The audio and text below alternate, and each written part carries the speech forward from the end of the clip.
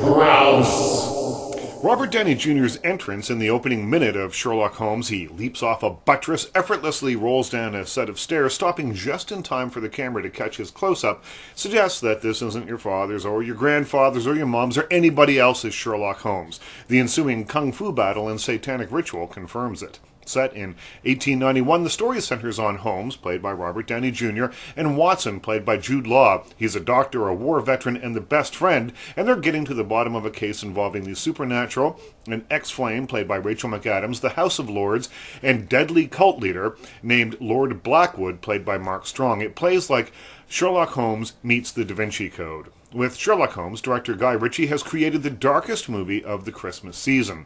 Mimicking the depressing fog and industrial smoke that colored Victorian London, he's made a drab and dreary-looking movie that never met a shade of gray that it didn't like. That would be fine if the story or the performances added some real color to the film, but unfortunately for Holmes, and I guess for the audience, not only is Sherlock Holmes' color palette a bit monochromatic, but the whole film, it's a little bit on the dull side. The story is suitably convoluted for a Holmes story. There is plenty of intrigue, much deducing, and loads of clues. The trouble is, nothing much happens. The game may be afoot, but it feels more like a loose collection of action sequences bound together by some witty, odd couple-style banter between the leads and Downey's quirky performance.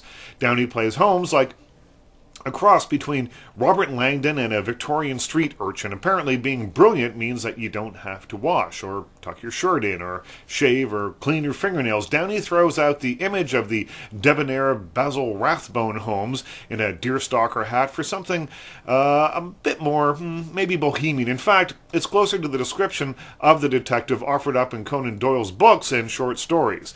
Downey plays the role with suitable gusto and an acceptable English accent, but is let down by a script that is a real non-starter. Now, Downey has some good chemistry with Jude Law, but the same can't be said for Rachel McAdams as his love interest. Guy Ritchie isn't known for his way with female characters, and in Sherlock Holmes, she suffers for it. The movie wastes McAdams in a damsel in distress role that requires her to do little other than leer in Holmes' general direction.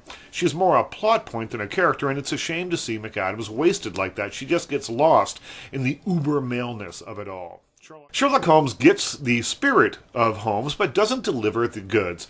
Big-budget action sequences are sprinkled throughout, but even the huge set pieces like a fight in a shipyard, which must have cost a fortune, contains no drama, and the only real mystery here is how Guy Ritchie managed to take good elements like Robert Downey Jr. and Sherlock Holmes, one of the most popular characters of the last 100 years, and make such a lackluster movie. Crouse.